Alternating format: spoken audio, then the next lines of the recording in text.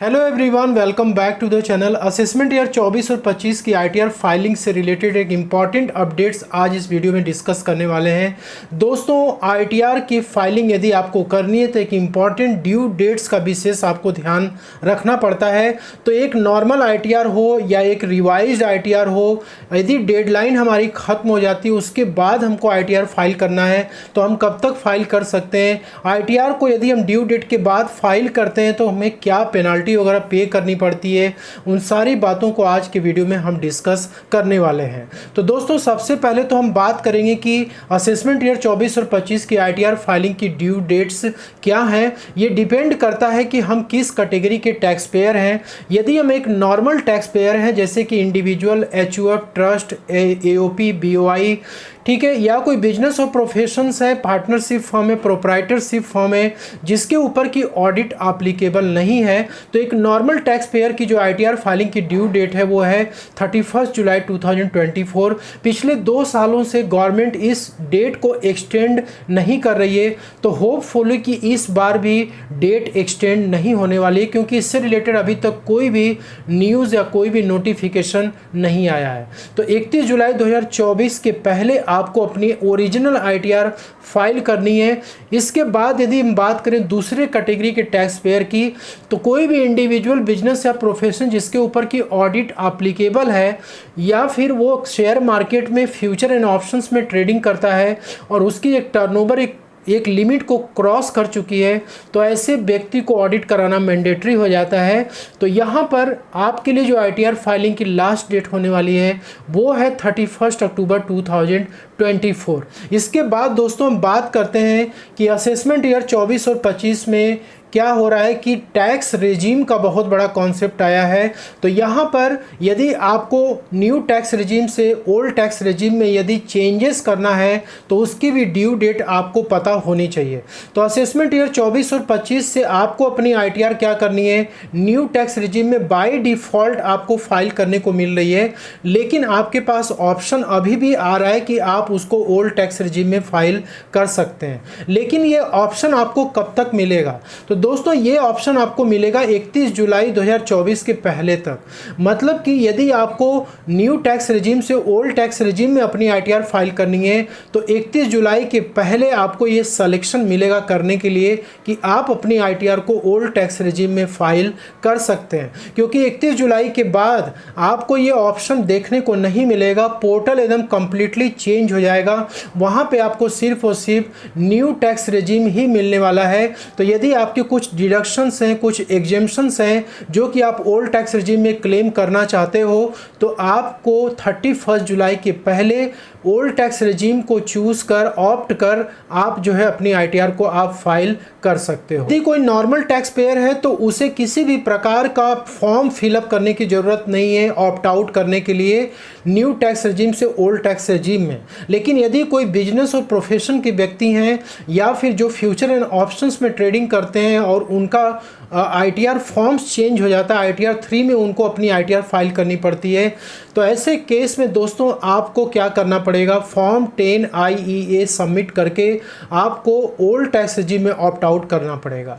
तो ये सारा काम आपको 31 जुलाई के पहले ही करना है, क्योंकि उसके बाद आपको मौका नहीं मिलेगा। बहुत से टैक्स पेयर ऐसे होते हैं जो कि अपनी आईटीआर को 31 जुलाई तक फाइल नहीं कर पाते हैं, क्योंकि उनको काफ़ी सारी अवेयरनेस नहीं होती है कि ड्यू डेट्स क्या हैं, इसके क्या इम्पैक्ट पड़ेंगे, कुछ पता नहीं होता है। वो लोग डिले हो जाता है उनसे बाई चांस। बहुत सारे लोग ऐसे हैं जो कि अपनी आईटीआर को इस समय फाइल करने जा रहे हैं, लेकिन इनकम टैक्स का पोर्टल इतना स्लो चल रहा है कि आईटीआर सबमिट ही नहीं हो रही है।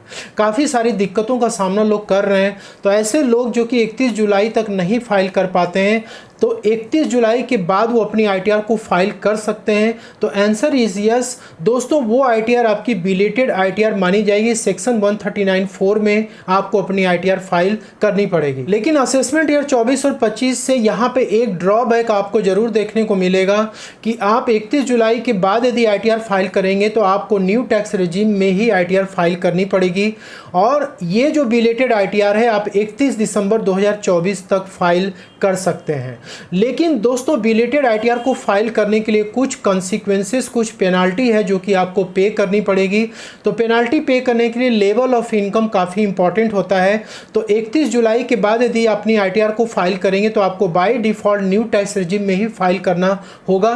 तो ऐसे में न्यू टैक्स रिजीम के लिए जो लिमिट बताई गई है कि यदि आपकी ग्रॉस टोटल इनकम 3 लाख रुपए तक है तो कोई भी लेट फीस आपको पे नहीं करनी पड़ेगी 31 जुलाई के बाद। लेकिन यदि आपकी ग्रॉस टोटल इनकम 3,01,000 रुपए से लेकर 5 लाख रुपए तक है तो 1,000 रुपए की पेनाल्टी आपको लगाई जाएगी।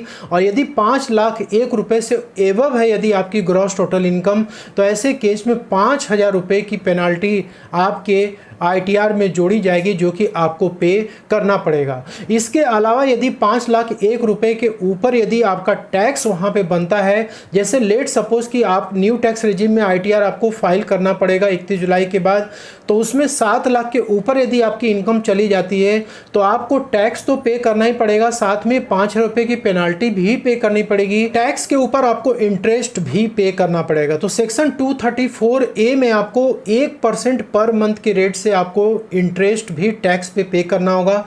यदि आपका कुछ एडवांस टैक्स बन रहा था, आपकी लायबिलिटी 10,000 के ऊपर थी लेकिन आपने एडवांस टैक्स जमा नहीं किया था, तो ऐसे केस में सेक्शन 234B और सेक्शन 234C आपके ऊपर अप्लाई हो जाएगा और 1% के रेट से वहाँ भी चार्ज किया जाएगा। तो दोस्तों इन सब पेनाल्टी से, इंटरेस्ट से यदि आपको बचना है तो आप क्यों वेट कर रहे हैं? आपको 31 जुलाई के पहले अपना ये सारा काम निपटा लेना चाहिए जिससे कि आप इस प्रकार के ड्रॉबैक से आप बच सकें। इसके बाद दोस्तों कि क्या हम 31 जुलाई के बाद अपनी आईटीआर को रिवाइज कर सकते हैं क्या? तो रिवाइज आईटीआर का मतलब क्या होता है? जैसे कि आपने अपनी आईटीआर को फाइल कर दी तो वो आईटीआर आपकी ओरिजिनल आईटीआर होती है। अब उस आईटीआर में आपको लगता है कि भाई कोई गलती हमसे हो चुकी है, ठीक है, कोई डिडक्शंस वगैरह में आपसे गलती हो गई, इनकम को दिखाने में आपसे गलती हो चुकी है, या फिर आपको डिफेक्टिव रिटर्न्स के नोटिस आ चुके हैं सेक्शन 139(9) में और आपको अपनी आईटीआर रिवाइज करनी है। तो क्या हम 31 जुलाई के बाद अपनी आईटीआर को रिवाइज कर सकते हैं? तो आंसर इज यस। आप अपनी आईटीआर को 31 दिसंबर 2024 तक रिवाइज कर सकते हो। यहाँ पे कोई भी पेनाल्टी आपसे चार्ज नहीं किया जाएगा, लेकिन एक कंडीशन यही है कि आपकी ओरिजिनल आईटीआर 31 जुलाई 2024 के पहले फाइल होनी चाहिए। अब यहाँ पे दोस्तों आपको लिए मैं एक सवाल छोड़ता हूँ कि जिन लोगों ने अपनी आईटीआर 31 जुलाई के पहले ओल्ड टैक्स रिजीम में फाइल किया हुआ है और उनको किसी कारणवश अपनी आईटीआर को रिवाइज करनी पड़ रही है 31 जुलाई 2024 के बाद, तो क्या वो अपनी आईटीआर को ओल्ड टैक्स रिजीम में ही रिवाइज कर पाएंगे?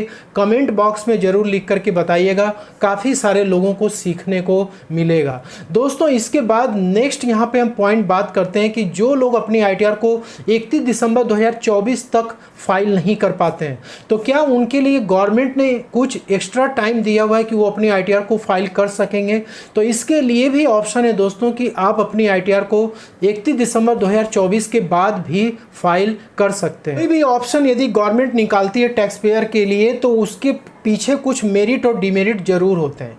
तो दोस्तों यदि आपने ओरिजिनल आईटीआर की ड्यू डेट मिस कर दी, रिवाइज आईटीआर की ड्यू डेट मिस कर दी, बिलेटेड आईटीआर की ड्यू डेट आपने मिस कर दी, उसके बाद फिर ऑप्शन ये लास्ट बचता है, लेकिन यहाँ पर आपको कुछ पेनाल्टी ज़्यादा पे करनी पड़ती है। सबसे पहले तो ये कि आपकी आईटीआर बिलेटेड आईटीआर रहेगी और उसमें आपको लेट फीस जो पे करना है वो तो आपको पे करना ही पड़ेगा, लेकिन आपका जो टैक्स वगैरह बनेगा उस टैक्स में 25% से लेके 50% तक का आपको एक्स्ट्रा टैक्स पे करना पड़ेगा। तो यहाँ पे आपको 2 साल तक का टाइम मिलता है अपडेटेड आईटीआर को फाइल करने के लिए। तो आप जो है 31 मार्च 2027 तक अपनी आईटीआर को, असेसमेंट ईयर 24 और 25 की आईटीआर को 31 मार्च 2027 तक आप फाइल कर सकते हैं। तो ऐसे केस में क्या होता है कि 25% की जो टैक्स, एक्स्ट्रा टैक्स लगता है वो है 12 महीने के अंदर यदि आप फाइल करते हैं, मतलब 2026 तक, और यदि आप 2027 में घुस जाते हैं तो 50% का टैक्स वहाँ पे चार्ज किया जाएगा और ये जो टैक्स आपका बनेगा उस पर इंटरेस्ट जो चार्ज किया जाएगा वो अलग चार्ज किया जाएगा। लेकिन अपडेटेड आईटीआर की एक डिसएडवांटेज ये है कि यहाँ पर आप किसी प्रकार का कोई रिफंड वगैरह आप क्लेम नहीं कर सकते हैं। आप यदि एक्स्ट्रा टैक्स पे करने के लिए रेडी हैं और अपनी ITR को आप फाइल करना चाहते हैं तो फिर आप अपडेटेड ITR के साथ आप जा सकते हैं। तो दोस्तों यहाँ पे ये पॉइंट्स आपके लिए काफ़ी मायने, जो टैक्स पेयर्स अपनी ITR को सीरियसली ले रहे हैं वो अपनी ITR को 31 जुलाई के पहले ही फाइल कर रहे हैं, और जो लोग बहुत रिलैक्स मोड में अभी भी इंतज़ार कर रहे हैं कि ठीक है अभी तो बहुत टाइम है, तो दोस्तों इन सब पॉइंट्स को आपको माइंड में रखना है और आपको उसके अनुसार डिसीजन लेना है। तो दोस्तों hope you like this video में दी गई जानकारी यदि आपको पसंद आती है तो आप वीडियो को लाइक और शेयर जरूर करिएगा, और चैनल पर नए हैं तो सब्सक्राइब जरूर करिएगा। यदि आपको ITR फाइलिंग से रिलेटेड किसी भी प्रकार की यदि हेल्प चाहिए तो आप डिस्क्रिप्शन बॉक्स में लिंक दिया हुआ है, आप उस पर हमसे कॉन्टेक्ट कर सकते हैं। तो दोस्तों मिलते हैं नेक्स्ट वीडियो में, तब तक के लिए जय हिंद जय भारत।